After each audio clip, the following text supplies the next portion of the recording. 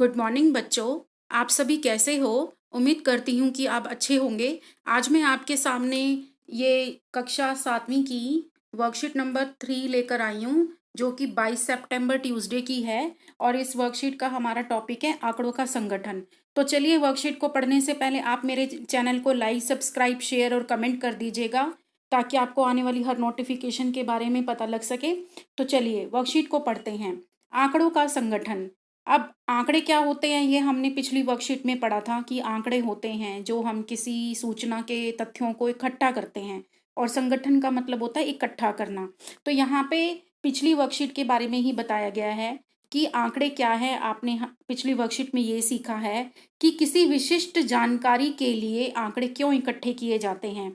अगर आपको मान लो अपने मार्क्स देखने हैं कि आपके अंक कितने हैं, तो आप क्या करोगे? आपके जितने भी पेपर हुए हैं, यूनिट टेस्ट हुए हैं, उन सबके मार्क्स इकट्ठे करोगे ना। तो क्या होता है, इससे क्या पता लगता है? इससे ये पता लगता है ना कि आपने अपनी परफॉर्मेंस को देखा कि आप कितना अच्छा कर पा रहे हो। तो आंकड़े क्या है? हमें किसी विशिष्ट जानकारी लेनी है ना कि हमने कितना अच्छा काम किया। तो उसके लिए, जानकारी को प्राप्त करने के लिए हम आंकड़ों को इकट्ठा करते हैं। समझ में आया हम आंकड़ों को इकट्ठा क्यों करते हैं? मान लीजिए, अब कोरोना काल की ही बात करते हैं। कोरोना काल में हमें आंकड़े इकट्ठे करने हैं ये जानने के लिए कि किसी राज्य में कोरोना से संक्रमित जो प्रभावित जो व्यक्ति हैं वो कितने हैं। तो आंकड़े क्या करते हैं? हमें जानकारी देते हैं ना। तो आंकड़ों का काम क्या होता है? किसी विशिष्ट जानकारी को देना। ठीक है, चलिए आगे बढ़ते हैं।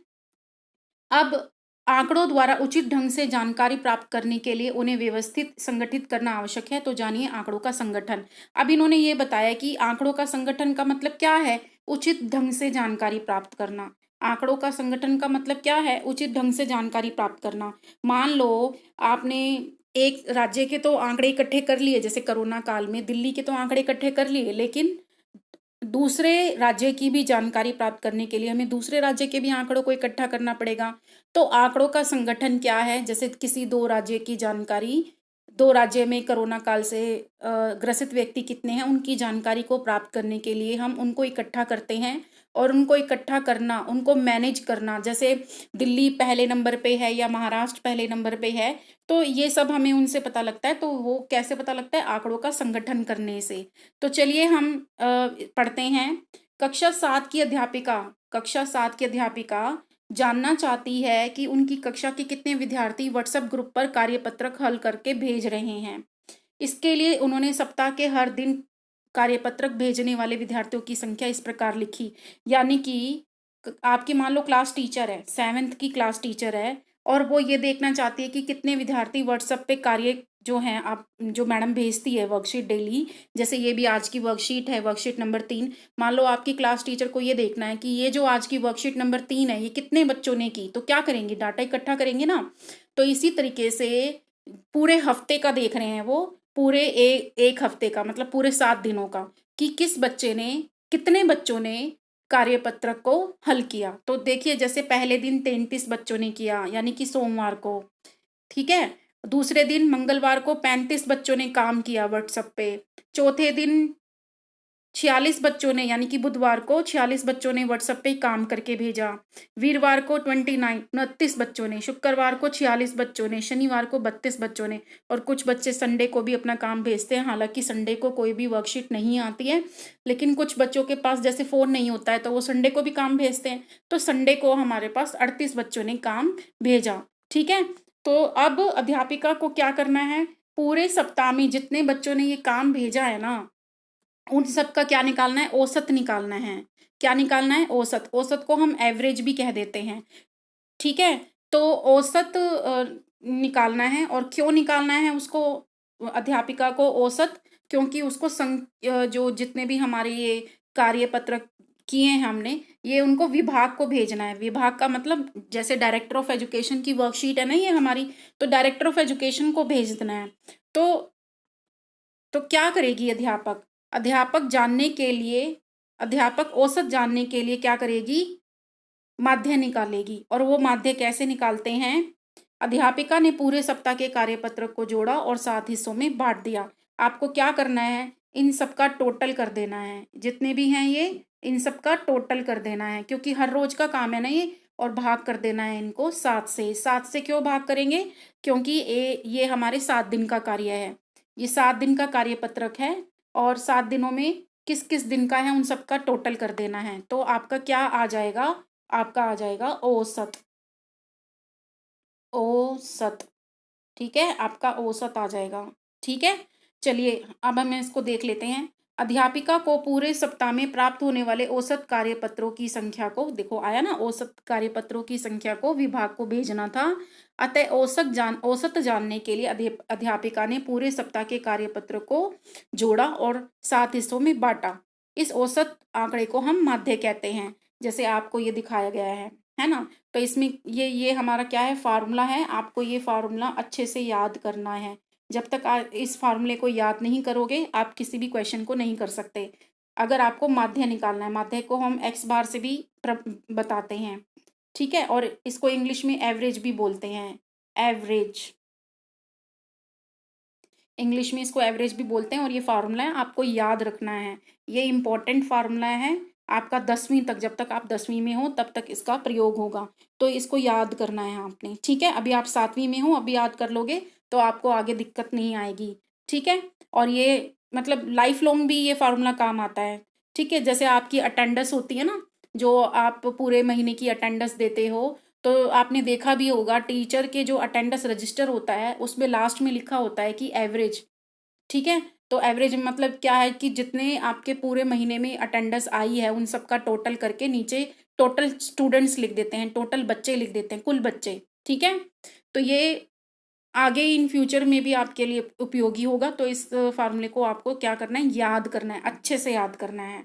तो चलिए हम इसको एक बार और समझ लेते हैं। जैसे मान लीजिए मैं आपको एक एग्जाम्पल के द्वारा इसको समझा रही हूँ।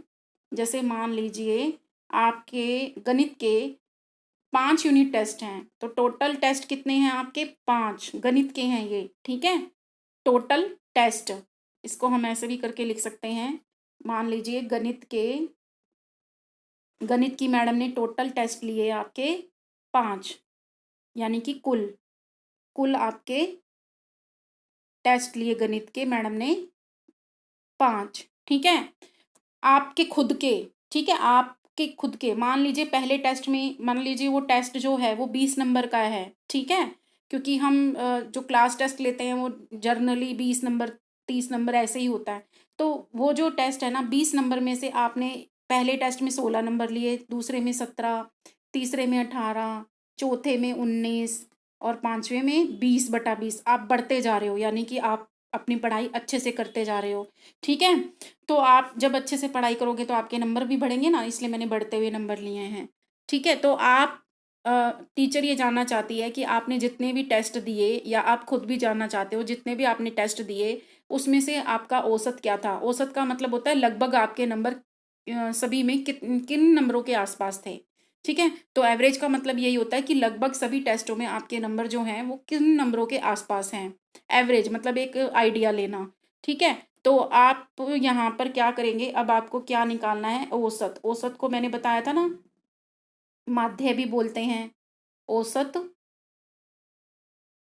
इंग्लिश में इसको हम एवरेज भी कह देते हैं, या और माध्य भी कह देते हैं, ठीक है। तो हमारे टोटल टेस्ट कितने थे?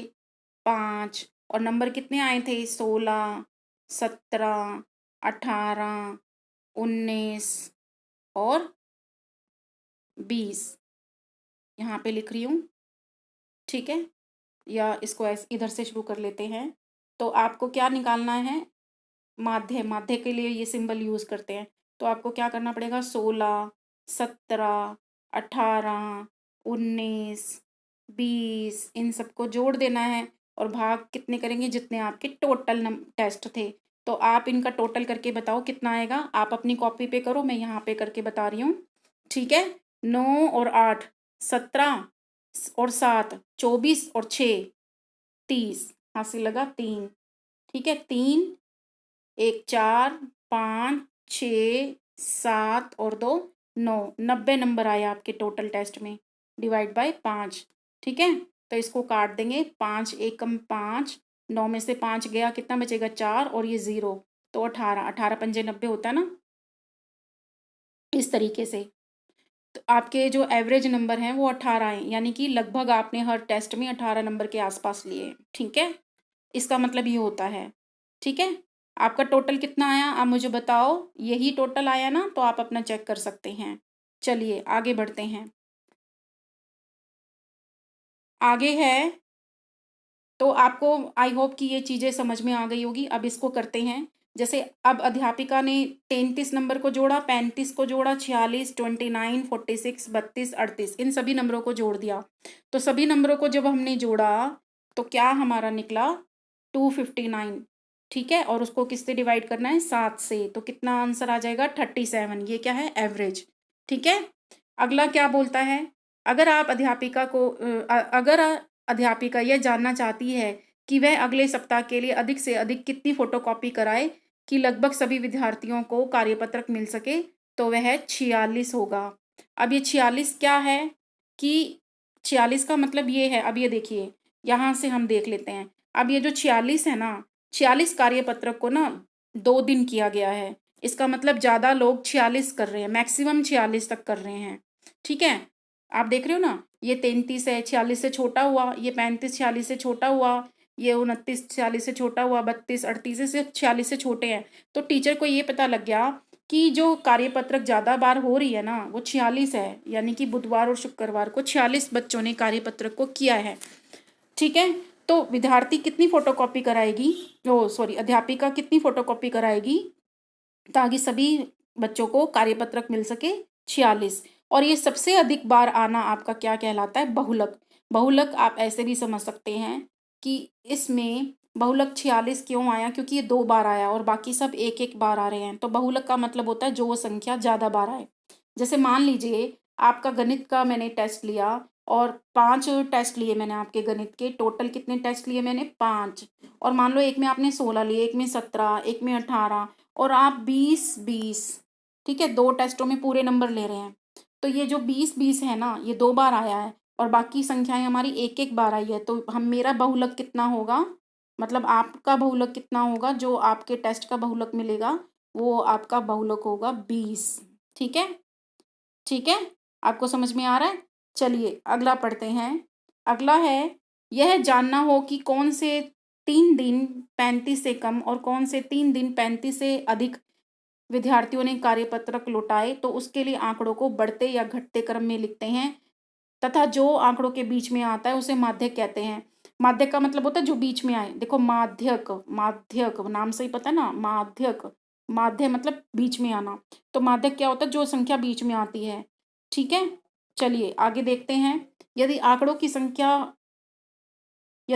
की संख्या हो सम तो बीच के दोनों आंकड़ों का औसत माध्यक कहलाता है। जैसे जैसे अब इधर ही देख लेते हैं। अब जैसे मान लीजिए ये देख लेते हैं। तो पहले आपको क्या करना पड़ेगा, इनको किस में लगाना पड़ेगा, आरोही क्रम में लगाना पड़ेगा। तो सबसे पहले हम इसको आरोही क्रम में लगा लेते हैं। 29 पहले ये है हमारा, उसके बाद 32 है हमारा, उसके बाद 33, उसके बाद 35, उसके बाद 38, उसके बाद 46 और उसके बाद 46। तो बीच का यानी कि कौन सा होगा, 3 नंबर यहाँ से छोड़े और 3 नंबर यहाँ से छोड़ दिए, तो बीच का हमारा क्या है यहाँ पे 35। समझ में आई। तो 35 हमारा क्या होगा, माध्यक होगा, ठीक है। चलिए अब अभ्यास करना है हमें। बताइए कि निम्नलिखित कथन सत्य है या असत्य है। आपको ट्रू और फॉल्स बताना है, सत्य और असत्य बताने हैं। पहला प्रश्न है, बहुलक आंकड़ों में सदैव एक संख्या होता है। ये तो गलत है ना, बहुलक आंकड़ों में सदैव एक संख्या होती है। कई भी हो सकती हैं, एक से ज़्यादा भी हो सकती हैं, ठीक है। लेकिन जो आंसर आएगा ना बहुलक का, जो आंसर आता है, मान लो हमारा आंसर यहाँ पे बहुलक का कितना आया था, हमारा बहुलक आया था इधर, हमारा इस प्रश्न में हमारा बहुलक कितना आया था, 46 आया था ना हमारा बहुलक। तो ये कह रहा है कि जो बहुलक निकला, बहुलक आंकड़ों में से सदैव एक संख्या ही होगी। मतलब बहुलक जो आया है 46, इन्हीं में से है ना, ये जो हमारे सॉरी इन्हीं में से है ना, ये जो आंकड़े हैं हमारे, इन्हीं आंकड़ों में से है ना 46। तो इसका मतलब क्या है, ये सत्य है। पहले मैंने थोड़ा गलत बोल दिया था, ये सत्य ही होगा आपका। तो यहाँ पे क्या आंसर आएगा, सत्य।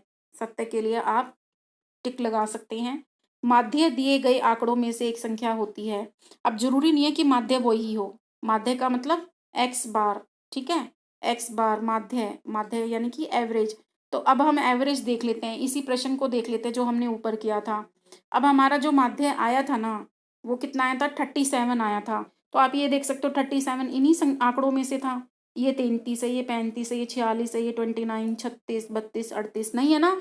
इनमें कोई भी ऐसी संख्या नहीं है ना जो 37 हो। इधर से देख लो, क्या आपको इसमें से कोई संख्या 37 दिखाई दे रही है? ध्यान से देखो, नहीं दिखाई दे रही ना। तो इसका मतलब क्या है, जो माध्य होता है वो दिए गए आंकड़ों में से एक संख्या नहीं होती। दूसरे वाले का आंसर नहीं आएगा, असत्य आएगा। उसके बाद है माध्यक, आंकड़ों में से सदैव एक संख्या होता है। सदैव का मतलब हमेशा, हमेशा, सदैव का मतलब हमेशा। तो आप ये देख लीजिए, आप इस क्वेश्चन में आपका माध्यक क्या निकला था। इस क्वेश्चन में जब हमने इसको अरेंज किया था, 29, फिर 32, फिर 33, फिर 35, फिर 38, फिर 46 और फिर 46। जब हमने इसमें माध्यक निकाला था, माध्यक मतलब बीच में 3 यहाँ से छोड़े थे और 3 यहाँ से छोड़े थे, तो 35 आया था। तो 35 जो आया वो इसी में से है ना, तो इसका आंसर हाँ होगा। ठीक है, लेकिन कभी कभी नहीं भी होता है, वो बड़ी क्लासेस में है। अभी आप इतना समझ लीजिए, जो माध्यक होता है आंकड़ों में से ही होना है। ठीक है, कई बार जब हमारे हम फार्मूला करते हैं 9th 10th में, तो वो अलग आ जाता है माध्यक, कई बार नहीं भी आता। पर आपको जो ये आज की वर्कशीट दी है अभ्यास, इसमें माध्यक सदैव एक संख्या ही होगा। चलिए प्रश्न दूसरा पढ़ लेते हैं। कक्षा के एक मूल्यांकन में, मूल्यांकन का मतलब होता है इवेल्युएशन यानी कि ऑब्जर्वेशन में प्राप्त किए गए निम्नलिखित अंकों को एक सारणीबद्ध रूप में संगठित किया गया है। ठीक है, एक कक्षा है, उसके कक्षा के अंक लिए गए हैं। ये कक्षा के अंक हैं, थोड़ा बड़ा कर लेते हैं। ये कक्षा के अंक हैं, तो इन अंकों का परिसर, परिसर क्या होता है, सबसे बड़े में से सबसे छोटा। ये हमने कहाँ सीखा था, ये हमने पिछली वर्कशीट में सीखा था। तो परिसर अगर हमने देखना है, तो हम पहले ये देखेंगे कि इस क्वेश्चन में सबसे बड़ा अंक कौन सा है। तो आप देख सकते हैं इस में सबसे बड़ा अंक हमारा क्या है, ध्यान से देखो तो आप देखेंगे 9 है। ठीक है, और सबसे छोटा इसमें क्या है, 1 है, बराबर में ही दिया हुआ है। तो हमारा परिसर कितना आएगा, 8। पहले वाले क्वेश्चन का परिसर कितना आएगा, 8। चलिए दूसरा क्वेश्चन पढ़ लेते हैं। इन आंकड़ों का अंक गणितीय माध्य, बहुलक और माध्यक ज्ञात कीजिए। तो माध्यक, माध्य ज्ञात करने के लिए आप क्या करोगे, माध्य इन सबका टोटल।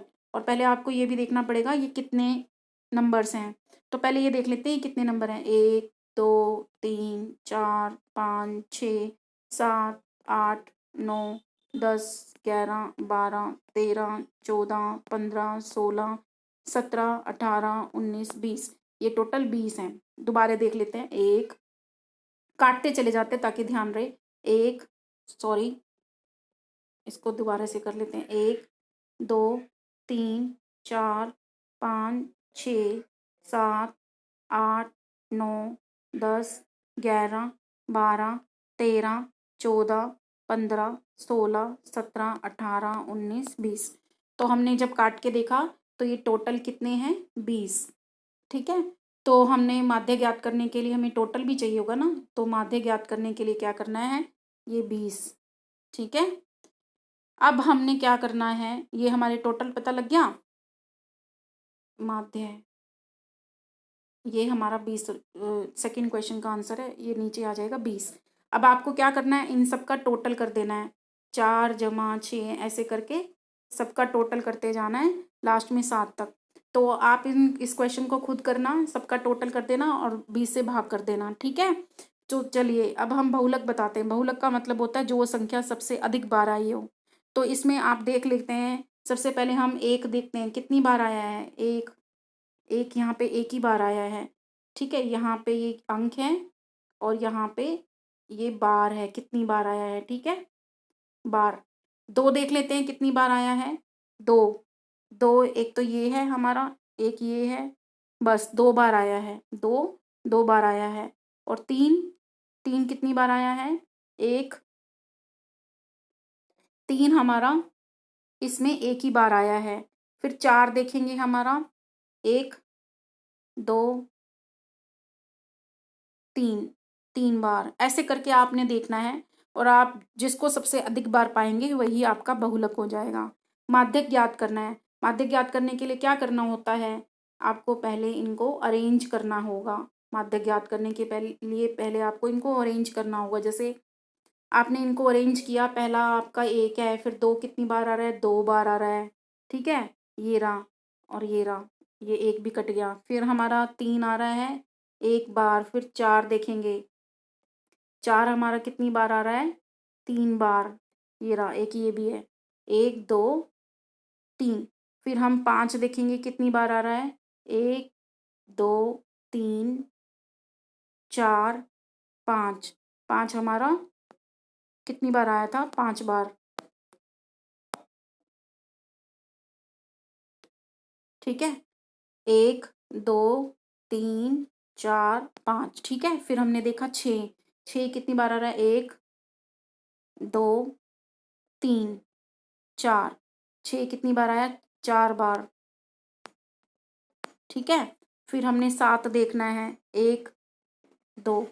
7 कितनी बार आया? 2 बार। फिर हमने 8 देखना है, 8 कितनी बार आया? 1 बार 8 आया।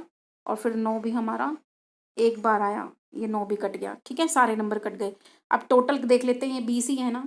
1 2 3 4 5 6 7 8 9 10 11 12 13 14 15 16 17 18 19 20, 20 बार ही हैं, 20 संख्या ही हैं, ठीक है। अब आपने क्या करना है? आपने क्या निकालना है? माध्यक। माध्यक निकालने के लिए क्या करते हैं? ठीक है, यहाँ से छोड़ देंगे, इधर से छोड़ देंगे, 4 इधर से छोड़े, फिर अगला ले लिया, ऐसे ऐसे करके बीच वाला आपका माध्यक आ जाएगा, ठीक है। तो आपको माध्यक ऐसे ज्ञात करना है। आई होप कि आपको ये वर्कशीट अच्छी लगी होगी और इस वर्कशीट को करने में आपको मज़ा भी आया होगा। और इस वर्कशीट को समझने के लिए ना आपको अभ्यास करना पड़ेगा। आपको अपनी तरफ से एग्जाम्पल सोचने पड़ेंगे। जैसे मैंने आपको बताया था कि आप अपने कक्षा में आने वाले बच्चों की संख्या देख सकते हैं कि कौन से दिन कितने बच्चे आए। आपके यूनिट टेस्ट दे सकते हो कि इतने यूनिट टेस्ट में आपके इतने इतने मार्क्स आए हैं। या आपके फैमिली मेम्बर्स की ले सकते हो। आपके कुल 5 फैमिली मेम्बर्स हैं और हर फैमिली मेम्बर्स ने जैसे 5 बार एक्सरसाइज की, 2 बार एक्सरसाइज की, तो ऐसे ऐसे आप अपने तरफ से आंकड़े सोच सकते हो। और आई होप सो कि आपको ये वर्कशीट करना अच्छा लगा होगा, आंकड़ों का संगठन। और हम नई वर्कशीट के साथ आगे फिर से मिलेंगे। तब तक के लिए आप मेरे चैनल को लाइक, सब्सक्राइब और शेयर कर दीजिए। और stay healthy, stay fit. Thank you.